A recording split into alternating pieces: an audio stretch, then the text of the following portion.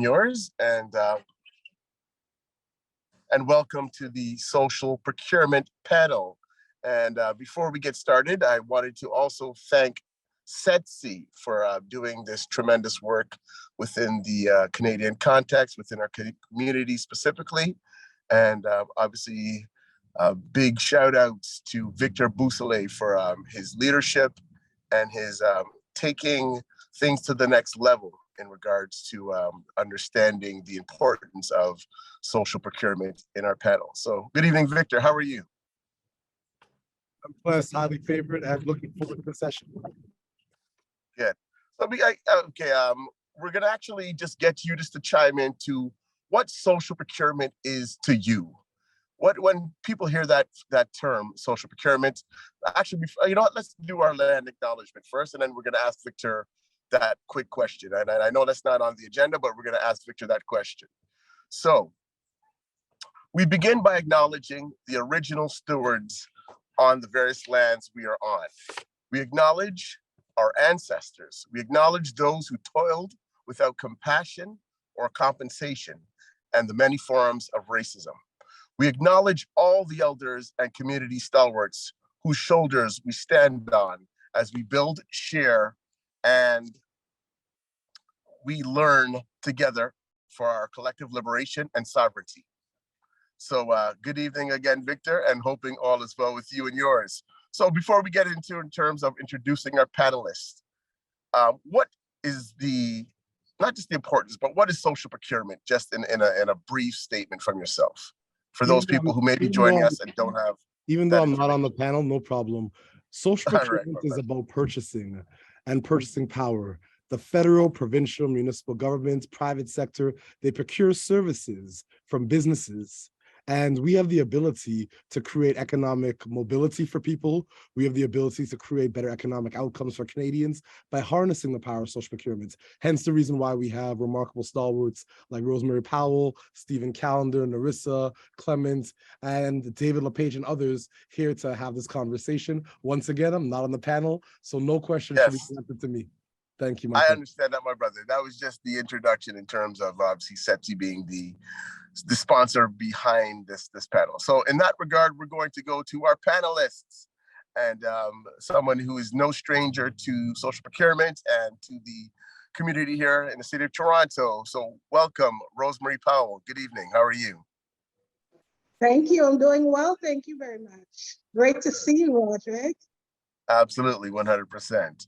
And we also have Stephen Callender from the African Canadian Contractors Association. Good evening, Stephen. Good evening, Roderick. Nice seeing you again. Nice to be here with this on this panel. Absolutely.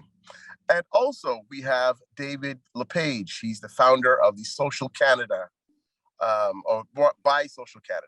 Good evening, David. Good evening, and thank you so much. As always, I'm always impressed with Setsi's leadership on these dialogues, and it's just amazing to have the opportunity to join the discussion today. Thanks. Excellent. Thank you very much for joining us. And also we have Narissa Allen, the founder of the Black Business Professionals of BC. Good evening, Narissa. Hi, good evening, Roderick. Thanks for having me here today. Looking forward to the conversation. Thank you for joining us. And we also have Clement Asen, founder of the BIPOC Foundation. Good evening, Clement. Good evening, Roderick, and I'm happy to be here. Thanks to you and everyone on the panel tonight. All right, thank you very much to our esteemed panelists. And we're going to be going through a series of questions for our panelists this evening. And for those of you joining us here on the Zoom, if there's any questions, please do put them in the chat for our panelists, and I'm sure they will be honored and pleasured to address your questions. In terms of housekeeping, we're going to be probably here for about an hour and a half in terms of just getting your information from the panelists, but also the questions from our guests, also in the Zoom room. Okay, so we're going to get right to it, and we're going to start with Narissa. So, Narissa, in your work in the Black business and entrepreneurship ecosystem, what are some of the emerging trends in social procurement? I think it's clearly there's a demand for diverse representation in the supply chain ecosystem. And corporations need to diversify their supply chains. They're also requiring their suppliers to show diversification in the supply chains. And as a result, we are seeing, and we're being approached more often in the recent months from industry as well as from government at various levels, looking for support in identifying and locating Black-owned businesses in various sectors. And luckily, we have tools to support those types of requests. We have a national database called Black Biz Global, which is a great resource for self-directed searches. And alternatively, we also have a business advisor managing our procurement portfolio, and they're also able to provide support for custom and personalized requests. So I think, the emerging trend is people want to diversify their supply chain. Absolutely. And why is procurement, social procurement specifically, so important for Black businesses in BC, but also right across the country? Yeah, I think because we just have not been, active in that space, and there's a lot of money to be made in that space. And I think it's incumbent upon us to not only to make sure our businesses are aware of the opportunity, but prepared and ready to apply and be successful in that area. And what is the Black business and entrepreneurship ecosystem in BC doing to prepare those businesses? So we've been working over the last 18 months to get businesses prepared in terms of understanding and being aware of what is out there. So we've been working with Procurement Assistance Canada, as well as Buy Social Canada, to bring the awareness up to date. Our priority is to really increase that market access for Black-owned businesses. And one of the avenues is procurement, is supply chain participation. So we have to do it strategically and look at where we are right now as businesses and where we need to be. So along that 18-month journey, we worked on awareness. We worked on readiness training specific to search and application process. And now we're moving towards execution and implementation through targeted transactions. So we've built a proprietary system that identifies to us all of the active contracts that are open at 2 levels of government. Right now, we're working on the provincial and the federal level of government. We're currently tracking all of those opportunities that are available for bidding. And this tool gives us both historical and current information that we use to inform strategic direction for growth opportunities. And example of that is based on our data, we know that there are currently 4,386 approximately listings being reported at the federal and the provincial level. And of those, 363 are in the delivery region of BC specifically. And of those, 265 listings are under the services category. So with this information, we've been able to go back to our membership and say to them, look, the government not only buys goods, they buy services. And many of our businesses weren't aware of that fact. And it's getting more interest, and it's allowing them to be more open to the idea of, there's something in this for us. So, it's a really robust tool, and it's, we've rolled out a portion of it. It also helps to amalgamate. So what we're doing is we're amalgamating all of the tender listings from all of the provinces and territories and the federal government onto our single platform. It makes it easy for our members to find opportunities in one location, as opposed to having to go to every province's tender website, as well as the federal government. It's very cumbersome. It's time consuming for them to do that. So we wanted to provide an opportunity for them to be able to, just make it as easy as possible for them to participate in this sector. Incredible, and excellent work that you are doing with Black businesses in British Columbia, and obviously in terms of just setting trends and the expectations for Black businesses right across the country, to be commended. Great work. Thank you very much for that. All right, and next we're going to go to David. Good evening, David. How are you? I'm well, thank you. And Good. yourself? Rainy day here in Vancouver. Winter's coming. All right. Yes, definitely. All across the country, we're experiencing that same thing. So, David, you've worked in the ecosystem for decades. What is the biggest win when it comes down to social procurement, the social procurement space you have seen in Canada and internationally? So I think some of the biggest shifts is in the last 2 years, we've seen dramatic shifts, especially on the federal government level, where they've actually now have policy at Treasury Board and procurement services that their $24 billion a year that they spend buying goods and services for the federal government is no longer lowest price, but about best value. So if we can shift that demand side, and then we start to say, okay, the demand side is saying, we want to get best value. We want to change that marketplace from being just economic transactions to actually be a way to transform communities. It opens up, and I think, Narissa's absolutely right. The challenge and the opportunity now as we move the demand side is to create the opportunities for the equity deserving groups, Black businesses that have been just left out because it was who can get the lowest price. And that doesn't build community. It doesn't build capacity. It just creates and supports an unjust economic system. So in my mind, moving the demand side, we're starting to see the construction industry, and it's great to see Stephen here because I think he can talk to that about, we know the purchasing is going on. We know that if we can shift the demand to be about creating a social value marketplace, not just a traditional capitalist marketplace, we can use procurement as a tool to build healthy communities. And that comes by ensuring then that the Black businesses and Indigenous owned businesses, social enterprises have the capacity to engage as either if not the primary supplier, in the supply chain, so the primary supplier. So in my mind, what we're trying to do is really shift the marketplace to a social value marketplace. And that means buying and selling with impact, not just buying for lowest price. Right. Excellent points there, David.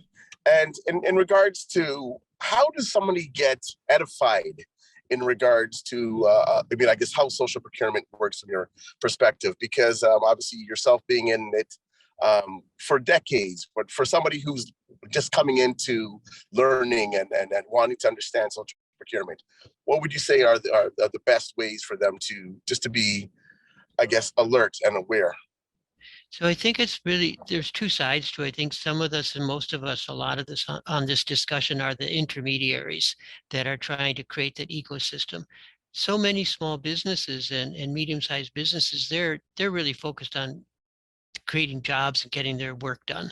So I think there's a responsibility. That's why I applaud the work that Narissa's doing and Victor's doing and TCBN, what Rosemary is doing, because what they're doing is really, as intermediaries between the buyers and the sellers, creating those opportunities. Because most of the small businesses that we work with, they're so focused on the day-to-day. I gotta meet my demands. I gotta work with my employees. I gotta build my business. I gotta do the banking. We really need the support of the intermediaries, and that's where I sessions like today are so important, because we start to share, we start to build out that ecosystem. So none of us are working alone in it. We're partnering,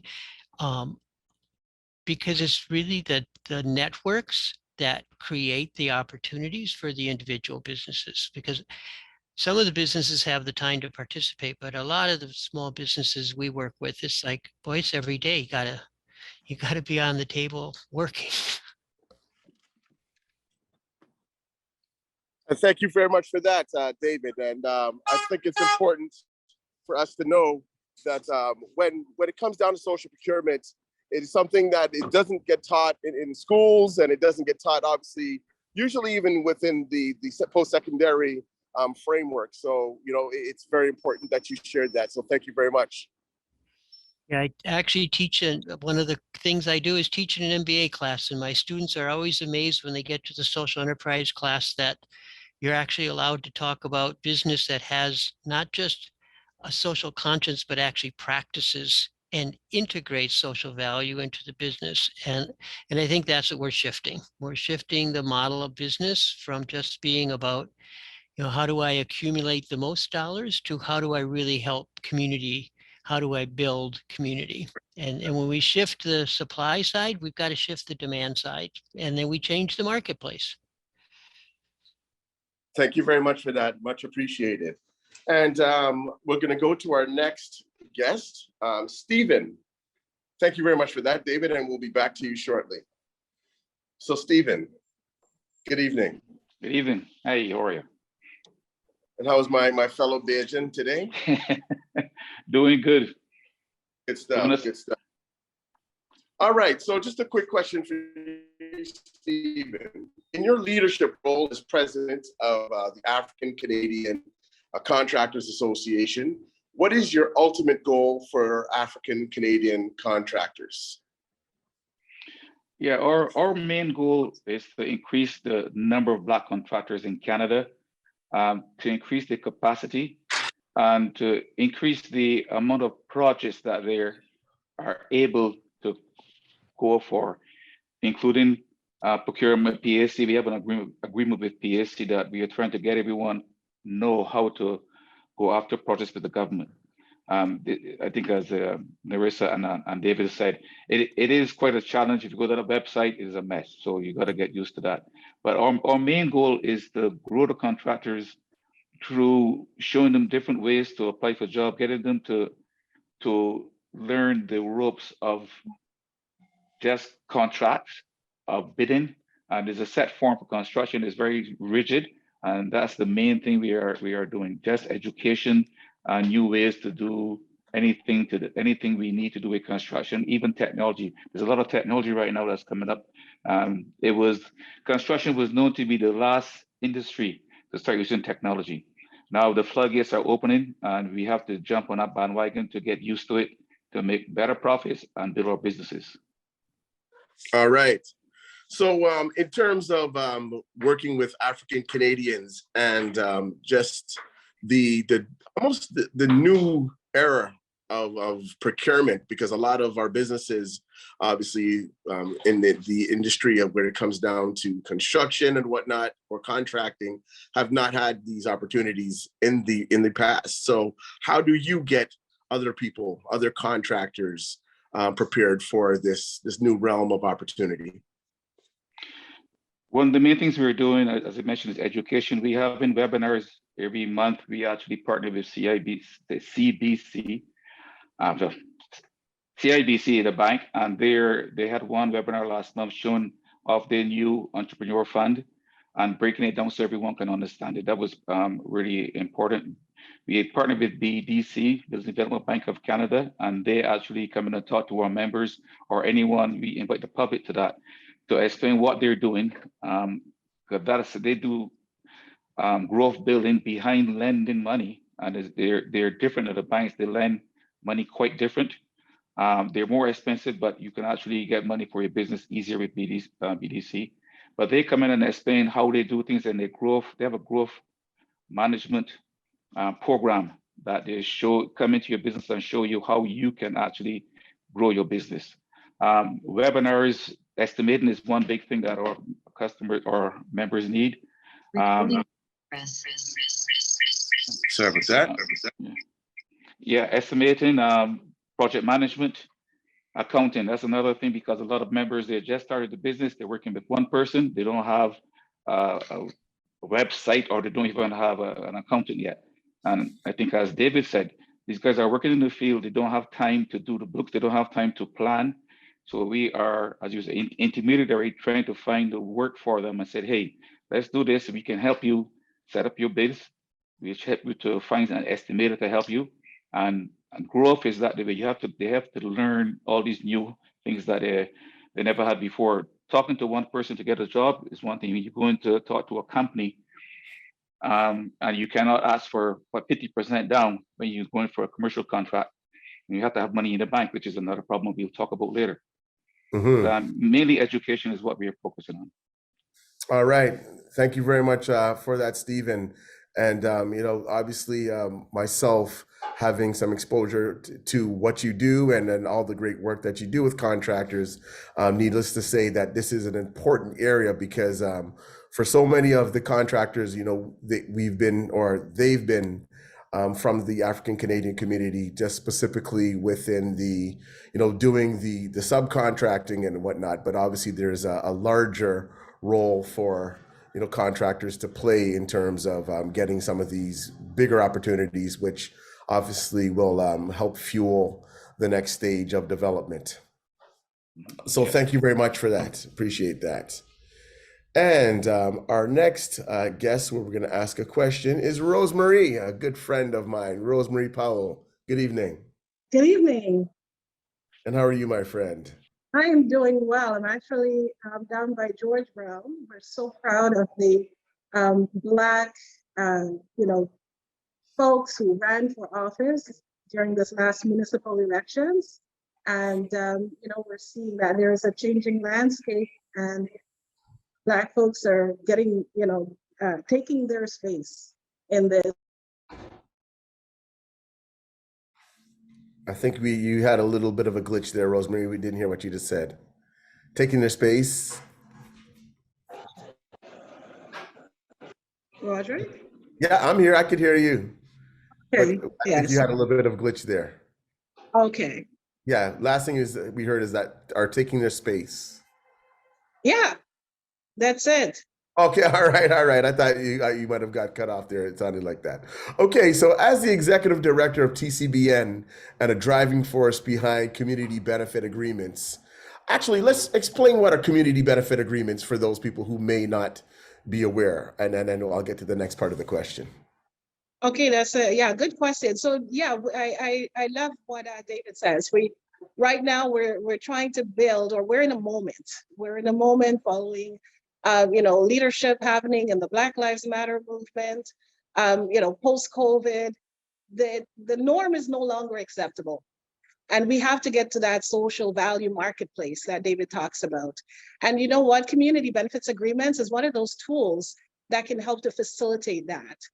TCBN, we use community benefits agreements as a process to be able to intervene in the planning and decision-making process as it relates to development.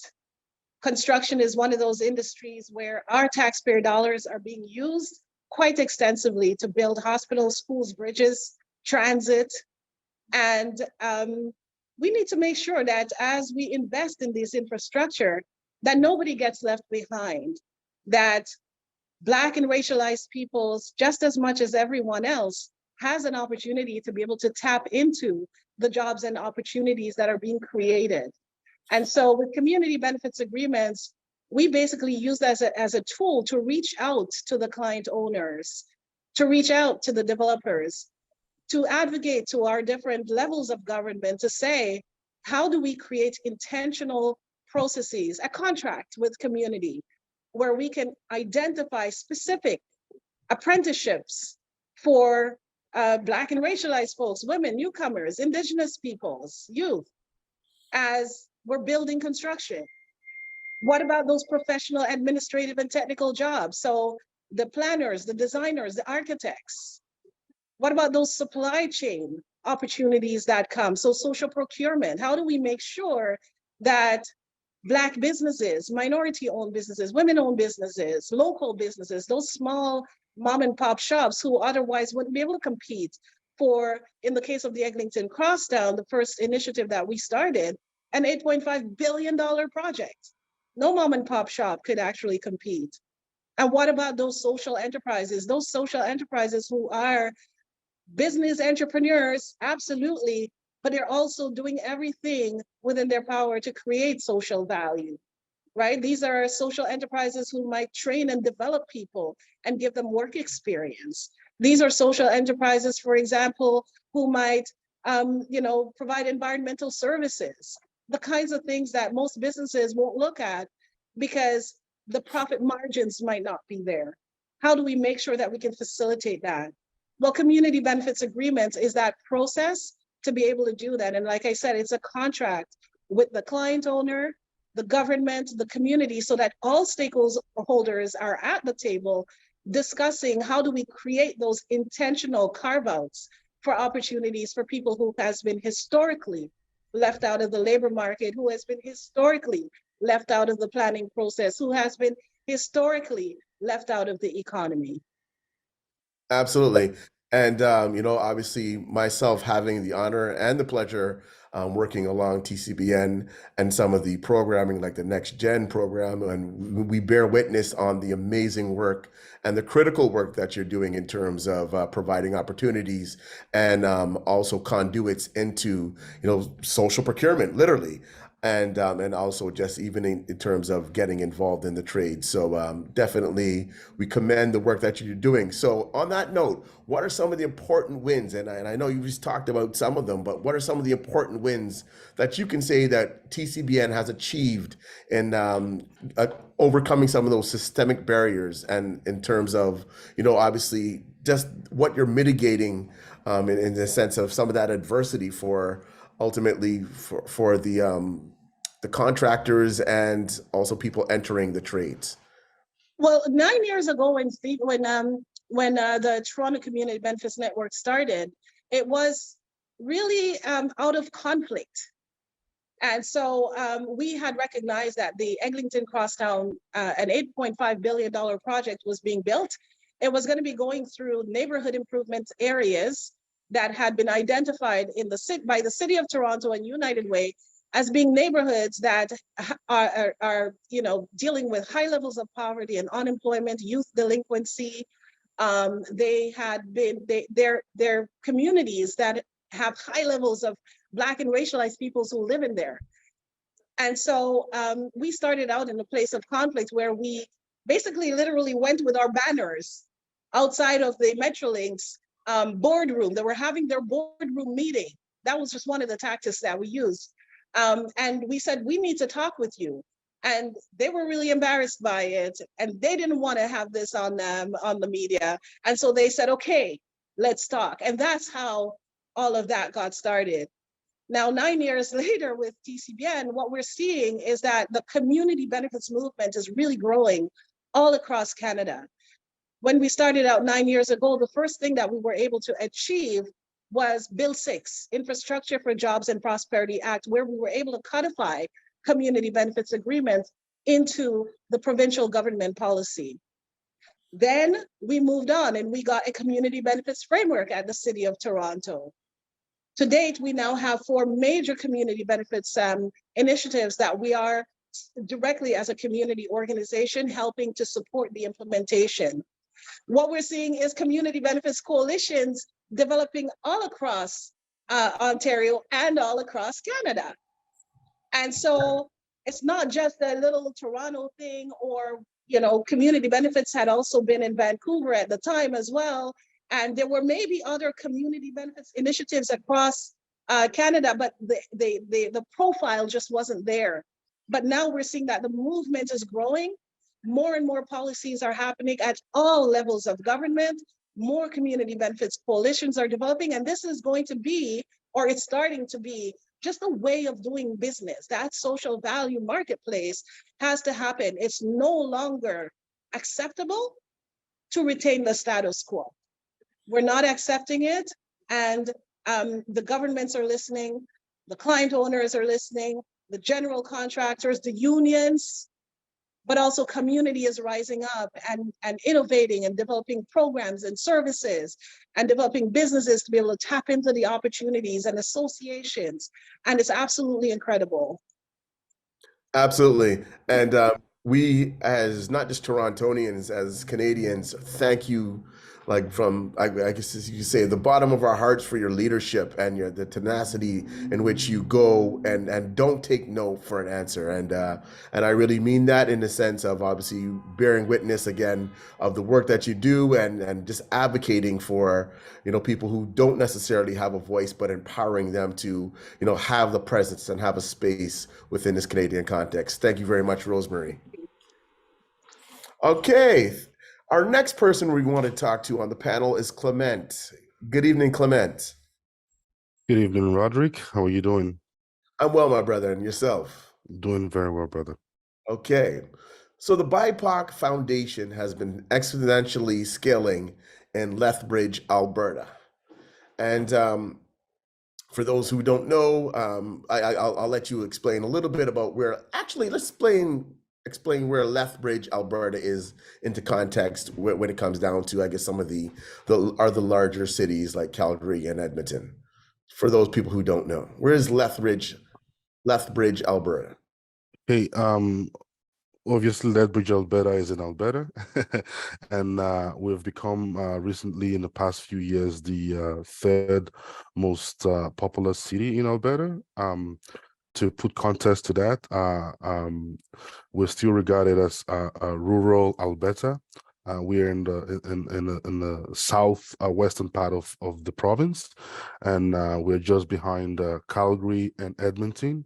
So Calgary is probably sitting at about the population of 1.6, 1.7 million, and Edmonton sits at about 1.2, 1.3 million in population.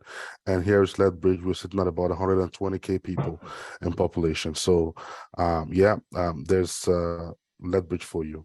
All right, thanks for that geography lesson.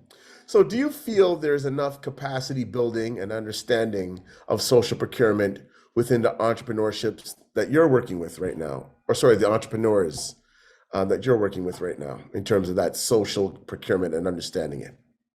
Well, I like to say with BIPOC Foundation, our mission is very, very clear, and it borders around economic empowerment, financial inclusion, and representation. And we have been very vocal, across the region and amongst the stakeholders to understand the importance of this. And as far as the entrepreneurs that we're working with, what we have found since we started full-blown operation earlier in the year is there are people who are interested, but there is not enough information, right? And a couple of panelists here today have already echoed that. And where I see a gap is that education. And when people hear procurement, and even on the context of government procurement, what comes into their mind is that $24 billion, that our good friend David has mentioned earlier. They do not understand that when it comes to procurement, that there is a variation, and there is different areas that everybody can fit in. And Narissa, when she was speaking, mentioned services. There is service-based, there is product-based, there is various kind of procurement. There is the construction part. There is, different areas where people can fit in. But because of the lack of knowledge and lack of information, so to speak, on and even for folks who have tried in the past, and there were all these barriers that they would face, or barriers they have had other people face who tried in the past. They just upfront, right out the bat, rule themselves out in getting involved, in procurement at all. They just face, their business and trying to turn over profits. And we're seeing a lot of small businesses, and to put context to small businesses, we're not even talking businesses that are making 500K or even 100K or even sometimes 50K. So we are actually right at the baseline, trying to get people off, the ground, help people get their businesses off the ground and get them going. And where I see a gap is that education piece, which we're looking to tap into ecosystem partnership, not to reinvent the wheel, to plug that gap as we go, building that into our 2023 agenda to begin to make people understand, hey, that there is opportunity in this space and that we want our people represented when it comes to procurement. Absolutely, and it's interesting that you mentioned some of the other panelists and what they mentioned, and as David was mentioning that he teaches an MBA course, and that's basically where a lot of students at that level are getting introduced to social procurement, and I think the earlier that our community and other communities that are not at the table get an understanding of what procurement is, that there'll be obviously less intimidation, obviously more awareness, but then the ability then to start to scratch away at the surface and to dig deeper in terms of just being a part of this, obviously this opportunity that just not changes lives, but changes, intergenerational wealth. And the capacity of building that within communities that are underrepresented. So excellent work that you're doing out there in Alberta, and we definitely look forward to hearing more. And just for people's understanding, in Lethbridge, what is the main industry that brings people out there? The biggest industry out here, of course, we thought ourselves as the food corridor of the nation. So there's a lot of agriculture going on here in Lethbridge. Even though as BIPOC Foundation, our work cuts across the entire Western Canadian region, but we're headquartered in Lethbridge, and like you've mentioned, agro, the McCains of this world, the Rogers Sugar of this world, and all those other, the big beef farmers, they're all in this region, blessing the world with their agro products. Right. And do you find that a lot of BIPOC businesses are in that agricultural world within that? And I know you represent more than just Lethbridge, but in the sense of, is there businesses that, people who look like us are involved in that agro world that you know of? Well, we're beginning to see that now. That has not existed up until now. There is more people beginning to think agro, especially within our community, and even just at the level of technology in the agro space. And that's where we are beginning to find people coming. What we have really seen is people coming in the food space, not necessarily the agro space. So the processing space, where they take those products and add value and, repackage and send into the market. But we're encouraging folks, who are coming through our doors, especially those with potential, especially those who come from immigrants who have been farmers before, or, who come from farming background and they're coming here. We're letting them know that, hey, there is no roadblock to getting into that space. There is no gatekeepers. We can, certainly work with the stakeholders and make it easy for you to, get into that space if you do really want to get into the agro space. All right. Thank you very much for that. And it's interesting just to note that obviously agriculture or agroculture is something that we all need. And, obviously outside of Canada, there's our diaspora, and providing opportunities for growth in that space can also feed other people's right across, this globe. So great to have you here, my brother, and to speak on that note. Thank you. You're welcome. Our next person from the panel, what we're going to be speaking to, we're going to go back to Narissa. And again, good evening to you, Narissa. Good evening. All right. So in the social procurement landscape in BC, what are some of the best practices that inspire you the most? I think one that the city of Vancouver, actually, and that's one that by Social Canada, I believe, worked on with them, is they've got a mandatory CBA policy, which is what Rosemary was speaking about, where developments over 45,000 square meters, those are required to work under the CBA policy. And it's really a collaborative way to promote that growth of the communities that they're investing in. So specific to social procurement, these developers have to source, I believe it's a minimum of 10% of material goods and services from diverse and equity-seeking businesses, with a priority on Vancouver-based businesses. So I think that's a model that we would like to see more of, more municipalities taking hold of that type of CBA policy and pushing those things forward to help to grow the equity that we have and the opportunities we have as Black-owned businesses within that supply chain ecosystem. All right, excellent. And I think it's important that obviously the just the growth of the knowledge and awareness around CBAs are starting to get obviously more ingrained within our larger cities and whatnot. So what are some of the things that you think you could do just to even grow that awareness even more, so that people could be aware and obviously be a part of that process? Mm-hmm. So I think it's incumbent upon us as Black Business Association ecosystem partners is to bring the awareness to our members, because they need to understand what's available to them. So for example, we champion by Social Canada's work because they offer training, not just to purchasers, that purchaser work that they do, they're embedding social procurement best practice and culture into their policies. And in addition, they support social value suppliers in social procurement readiness training and storytelling. And this year we had our first cohort.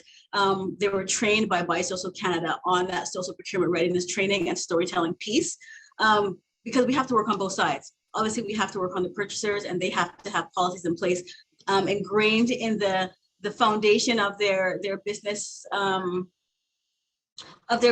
model. Right. To really reflect. To really reflect the changes and they want to see, and to be longstanding in their journey. But we also have to work on our side as Black businesses, so that we are setting ourselves up for success as well. All right, thank you very much for that. And again, thank you very much for all that important work that you were doing in British Columbia, and just bringing opportunity and awareness to our businesses, and hopefully that word, and then the awareness that you bring continues to reverberate, so that again, not just within BC, but also right across the country, people can get more of an understanding of the importance of the work that you do in terms of procurement. Thank you. Thank you. All right, David. So if you had a magic wand and could shift regulatory frameworks in Canada, what would you do? So I don't think we have so much a problem right now with the regulatory framework. All of our research says the business development systems, things like BDC, they've got money, they've got, what our challenge is we need a level playing field for the social value for the Black businesses. Basically, they've been excluded from access to what's there. I mean, I look, and a lot of the work we do is with social enterprises, and BDC won't make a loan to a social enterprise unless a board member puts up their house as collateral.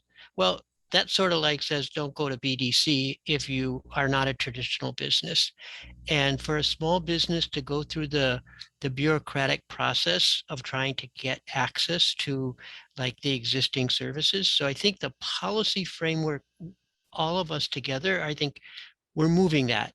But when we did some research, it was like over 10 years ago, 98% of the business services, the lending things like community futures and small business services, they don't exclude a social value, but they just don't practice it. So no one says to the business service, like, how many Black businesses did you lend to this year? How many came in the door? What did you do to bring them in the door? Did you reach out and be more inclusive, or did you just wait for the traditional people to walk in your door? So I think what we need to do is change the practice of how we use those tools and resources to be inclusive, not to just sit back and wait for something to change. Because I think all of us, and I have to commend the work everyone has done, the policy is shifting, like what Rosemary and others are talking about. The frameworks, like City of Toronto is saying, yeah, we do CBAs, we do, but measure it, make it happen. Don't just sit back on the laurels of we've got a nice policy. City of Vancouver passed a social procurement policy back in 2004. And I'll tell you, if they didn't have insurance with Green Shield Canada, they'd be, lost in measuring outcomes. So it's really, what I want to see is the shift of requiring reporting out on what these policies are accomplishing, because I think that's our barrier right now. I mean, all of us are willing. You guys are doing amazing work to get businesses ready, but if the door isn't open, there's no opportunity. So you raised a couple of great points there. So why do you think there's that disparity, or is it just the old guard protecting, their investments, or their obviously their knowingness in terms of what procurement opportunities, and just having, I guess, that small, oligarchy, if you want to call it that, in that sense of just being able to bid and to get these contracts? What do you think is behind the protectiveness of not letting other people in? So part of it was, and like we were working with one construction company, and they were basically said, we always bid because we can come in on time, on budget. They were never asked, like, who's in your supply chain? They never asked, what's the color of your apprenticeships? where do your apprenticeships come from? They were just like, who's got the lowest bid and can come in on time? So now as we change the demand, all of a sudden these businesses are going out and saying, oh, shit, how do I get, how do I diversify my supply chain so I get more points? So because we're now making it a financial gain for the big businesses, their competitive marketplace is shifting. It's not lowest price. Now all of a sudden the demand, the owners like Rosemary's talking about, pushing the demand side is the first step